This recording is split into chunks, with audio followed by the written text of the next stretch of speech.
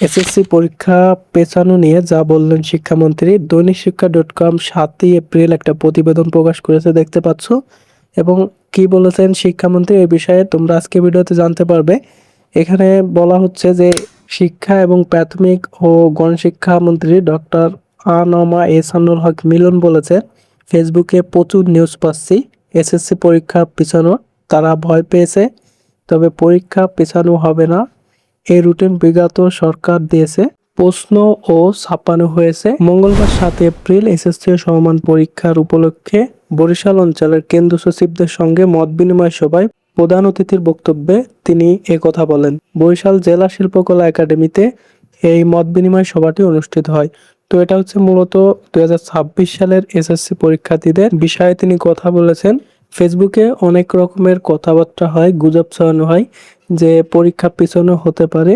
তো পরীক্ষাটা তোমাদের এসএসসি 2026-এর যে পরীক্ষাটা সেটা পিছাবে না, সেই কথাই বলছে।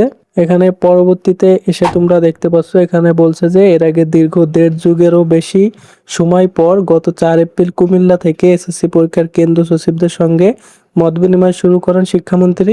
গতকাল সোমবার তিনি ময়মনসিংহে মত বিনিময় করেন। আগামী 21 এপ্রিল পরীক্ষা শুরুর 3 দিন আগেই তিনি এ বিষয়ে সব মত বিনিময় সম্পন্ন করেছেন। তাহলে বুঝতে পারছো এখানে 21 এপ্রিল হচ্ছে এসএসসি 2026 ব্যাচের পরীক্ষা, এবং এখানে 2026 ব্যাচের পরীক্ষা পেছানোর বিষয়ে ফেসবুকে যেসব পোস্ট বা গুজব ছড়ানো হচ্ছে, নিউজ ছড়ানো হচ্ছে, সেগুলো হচ্ছে ভুয়া।